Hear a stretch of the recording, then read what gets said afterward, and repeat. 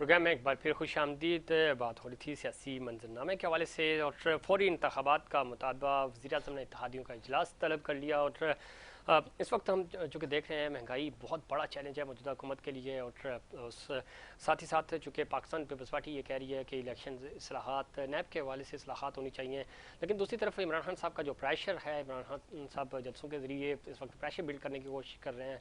उनका जो बयानिया है वो भी चूँकि अमेरिका मुखालिफ है और शायद वो अवाम में उसको पजीराई भी मिल रही है और इस पर अब MQM पाकिस्तान ने भी ये मुतालबा किया कि इलेक्शंस होने चाहिए।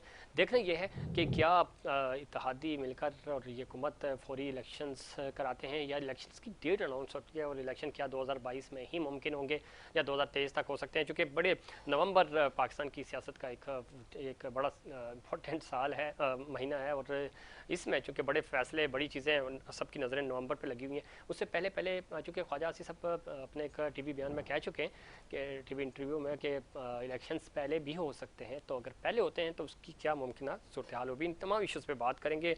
ब्रेक के बाद हमें पैनल पे ज्वाइन किया जनाब यासीन आज़ाद साहब ने, सीनियर रहनुमा है मुस्लिम लीग नून। यासीन आज़ाद साहब खुश आमदीद कहते हैं आपको प्रोग्राम में। और हमारे साथ डॉक्टर सराब सर के साथ मौजूद हैं, MP हैं, पाकिस्तान पीपल्स पार्टी के सीनियर सियासतदान हैं। डॉक्टर साहब खुश आमदीद कहते हैं आपको भी। थोड़ी देर बाद सिद्रा इमरान हमें ज्वाइन करेंगी, पाकिस्तान तहरीक इंसाफ की MP हैं और उनसे भी पूछेंगे पाकिस्तान तहरीक इंसाफ का पॉइंट ऑफ व्यू उनसे लेंगे। डॉक्टर साहब गुफ्तगू का आगाज़ आपसे करते हैं, किस तरह देखते हैं चूँकि इलेक्शंस का मुतालबा किया जा रहा है और फौरी इंतखाबात आपको होते हुए नज़र आ रहे हैं, या ये 2023 जिस तरह आपके चेयरमैन साहब कह चुके हैं, को चेयरमैन साहब के इलेक्शन जो हैं वो पहले इस्लाहात होंगी, मियाँ साहब से जो उनकी गुफ्तगू हुई थी, और उसके बाद ही इलेक्शंस होंगे। लेकिन इस वक्त हम देख रहे हैं MQM आज खाली मकबूल सिद्दीकी साहब भी ये कह रहे हैं कि इलेक्शंस जो है वो होने चाहिए, उनका ये मुतालबा है। देखिए बात ये है कि मुतालबा तो यही था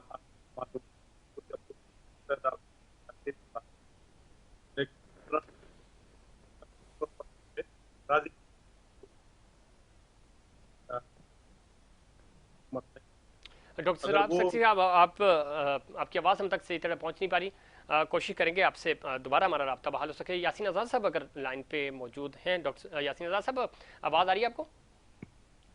जी यासीन आज़ाद साहब, चूँकि फौरी इंतखाबात का मुतालबा है और इमरान खान साहब का तो ये मुतालबा था ही, अब चूँकि आपके इत्तेहादी भी आहिस्ता आहिस्ता ये बात कह रहे हैं, आपको इलेक्शंस नवंबर से पहले या 2023 यानी 2022 में होते हुए नज़र आ रहे हैं, या ये 2023 में ही होंगे अपने वक्त पे? देखिए, इसका फैसला तो पाकिस्तान की जो पॉलिटिकल पार्टीज हैं जो आज हुकूमत के अंदर शामिल हैं, ये फैसला तो उन्होंने करना है।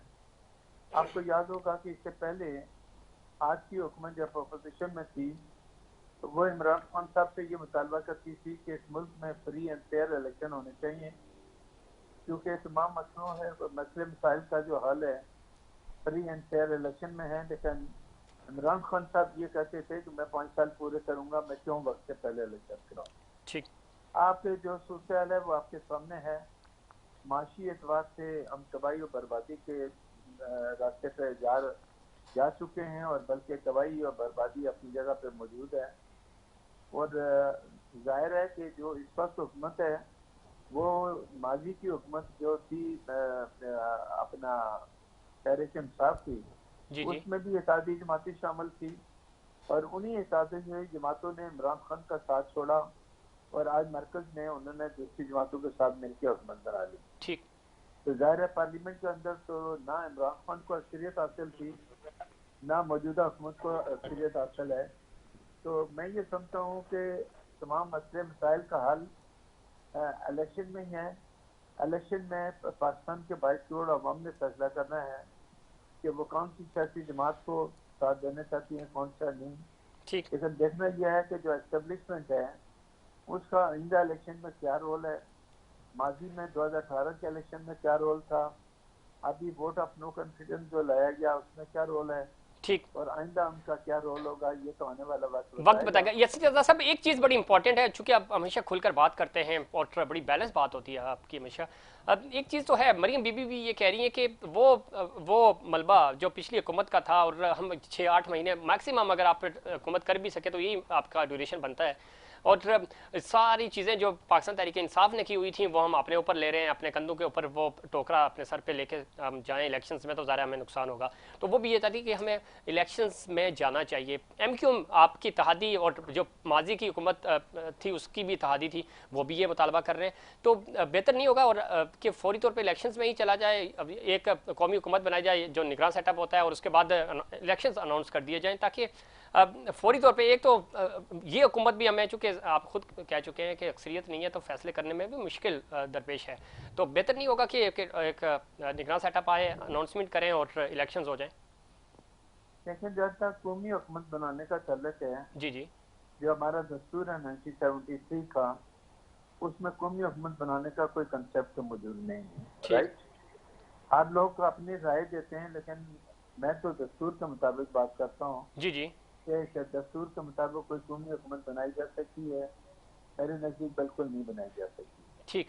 दूसरा, जहाँ तक इंतखाबात का तल्लुक है, जब ये केस सुप्रीम कोर्ट में चला था, इलेक्शन कमीशन ऑफ पाकिस्तान ने ये बात वाज़ह तौर पर कह दी थी कि अक्टूबर तक हम इलेक्शन कराने की पोजीशन में नहीं है, ऐसा ही है। और लामाला आपको बजट भी पास कराना है, मुल्क की जो माशी सूरत है वो भी आपके सामने है। ठीक। और आज पेट्रोल के जो रेट बढ़ने चाहिए थे वो नहीं बढ़ रहे, चूँकि मौजूदा हुकूमत वो रिस्क लेने के लिए तैयार नहीं है।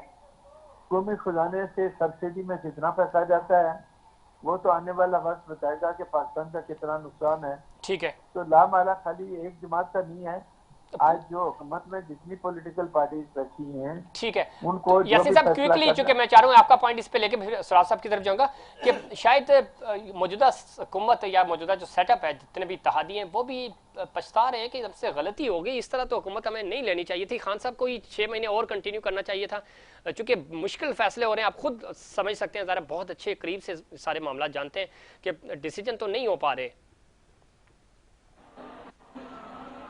यासीन साहब, मेरे से सवाल है, मैं सराब साहब आपकी तरफ आऊंगा, मैं यासीन साहब का पॉइंट ऑफ व्यू ले लूं इस पे। जी यासीन साहब, दोबारा रिपीट करेंगे सवाल? सर सवाल ये था कि ये चूंकि आपके अंदर भी यानी PMLN भी और इत्तेहादी जमातें भी शायद ये पछता रही हैं कि ये इस वक्त हमें हुकूमत नहीं लेनी चाहिए थी, इन्हीं को कंटिन्यू कर देना चाहिए था, ताकि ये मलबा खान साहब तक ही रहता।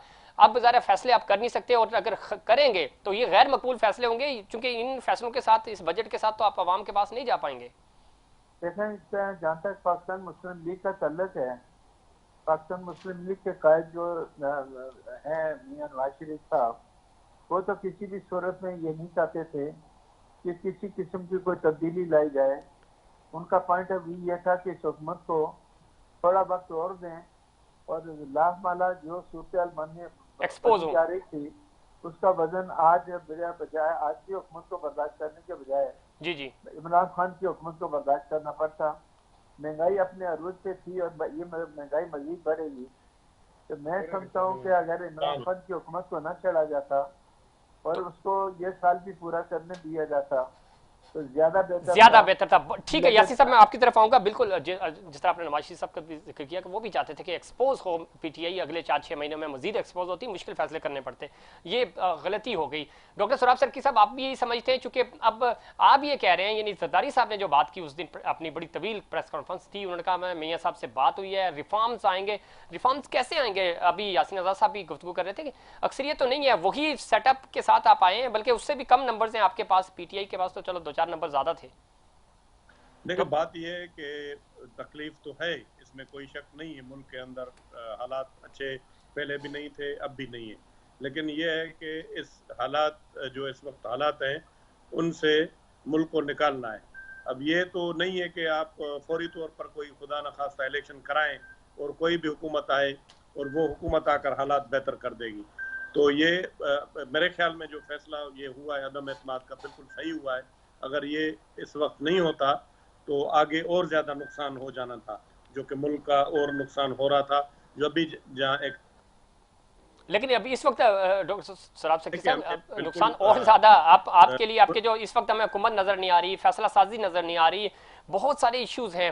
سراب صدیقی صاحب آپ کی معذرت چاہتا ہوں, آپ کی آواز ہم تک صحیح طرح پہنچ نہیں پا رہی. اسی طرح عمران صاحبہ خوش آمدید کہتے ہیں آپ کو پروگرام میں, تھوڑی دیر سے جوائن کیا آپ نے. کس طرح دیکھتی ہیں, چونکہ یاسین آزاد صاحب نے بڑی زبردست بات کی کہ وہ یہ کہہ رہے ہیں کہ یہ چیز فیل کی جا رہی ہے, مریم بی بی بھی کہہ چکی ہیں کہ شاید غلطی ہوئی, پی ٹی آئی کو کنٹینیو کرنا چاہیے تھا. اب فوری انتخابات کے مطالبات سامنے آ رہے ہیں, پاکستان ایم کیو پاکستان نے بھی مطالبہ کیا کہ الیکشنز ہونے چاہیے. کیا کہتی ہیں, آپ کے موقف کی جیت ہو رہی ہے؟ السلام علیکم ظفیر, بہت شکریہ. ظفیر, سب سے پہلے تو میں افسوس کا اظہار کروں گی جو کراچی میں اس وقت ایک بلاسٹ ہوا ہے, اس میں کہیں سے جانوں کا بھی ضیاع ہوا ہے اور زخمی بھی ہیں لوگ. اللہ پاک ہمارے ملک پر رحمت فرمائے اور ہم ان اندوناک واقعات سے بچے رہیں. لیکن جو پولیٹیکل حالات ہیں ظفیر, وہ ایک جو ہے نا منجمد ہوئے ہوئے ہیں اس وقت. کوئی فیصلہ سازی نہیں ہو رہی, کوئی ڈیسیشن میکنگ نہیں ہو رہی, چاہے آپ پولیٹیکل سائڈ دیکھیں چاہے آپ معاشی سائڈ دیکھیں. اکنامک سائڈ, پولیٹیکل سائڈ, دونوں جگہ فیصلہ سازی منجمد ہے. سمجھ نہیں آ رہا کہ حکمران کون ہے, کہاں ہے, کیا کر رہے ہیں.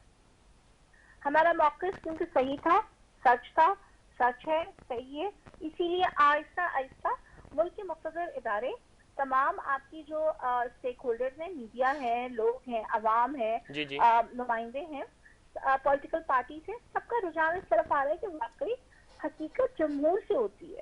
آپ دیکھیں پورے پاکستان میں اس وقت جو عوام ہے, جو جمہور ہے, وہ جمہوریت کے لیے کھڑی ہے. وہ کہتے ہیں کہ ہمیں الیکشن دیں, ہم چوز کریں گے اپنے نمائندے. ہم اس پیپلز پارٹی اور نون لیگ کی اور پی ڈی ایم. تو سدرا, آپ کو لگتا ہے کہ فوری طور پہ یہ مطالبہ آپ مان لیا جائے گا اور الیکشنز ہوں گے؟ پاکستان کے حالات کا حل ہی فوری الیکشنز ہیں, ٹھیک ہے, کوئی دوسرا حل نہیں ہے. صحیح, آپ کو لگتا ہے مطالبہ پورا ہو جائے گا آپ کا سدرا عمران؟ دیکھیں, ہم سمجھتے ہیں کہ مطالبہ پورا ہونا چاہیے, ٹھیک ہے, ہونا چاہیے. سیدھا آپ کا پوائنٹ آ گیا. بیگ صاحب کیا کہتے ہیں, یہ آہستہ آہستہ لوگ اس چیز پہ تو قائل ہو رہے ہیں, اور جس طرح ایم کیو ایم, آپ کو پتا ہے ایم کیو ایم جو بات کرتی ہے تو وہ کہیں سے کر رہی ہوتی ہے, بات کروائی جا رہی ہوتی ہے. تو آپ کو لگتا ہے کہ کوئی سگنلز آ رہے ہیں؟ جیسا کہ میرے علم میں ہے, اس وقت نہ صرف ایم کیو ایم بلکہ پی ٹی آئی اور موجودہ حکومت کے کچھ نمائندوں میں مذاکرات بھی ہوئے ہیں. اچھا, اور اس بات پہ کوشش کر رہی ہے کہ ایک ٹیبل پہ بیٹھ کر کم از کم موجودہ حالات کے بحران سے نکلا جائے. صحیح. اور جو لوگ دیکھیں, اس میں بہت سارے لوگ ہیں, بہت سارے دماغ ہیں, اس حق میں ہے کہ الیکشن کرایا جائے, ان کو ایک جگہ یکجا کیا جائے, الیکشن کرایا جائے. ٹھیک, الیکشن واقعی اس لیے ضرورت بھی ہے کہ جس وقت میں بڑا حیران ہو رہا ہوں, اتنے بڑے بڑے سیاستدان ماشاء اللہ, بالخصوص یاسین آزاد صاحب میرے بڑے محترم دوست بھی ہیں, وہ خود کہہ رہے ہیں کہ نواز شریف نہیں چاہتے تھے, جبکہ میں جانتا ہوں نون لیگ کا کوئی بھی فیصلہ نواز شریف صاحب کی مرضی بغیر نہیں ہو سکتا.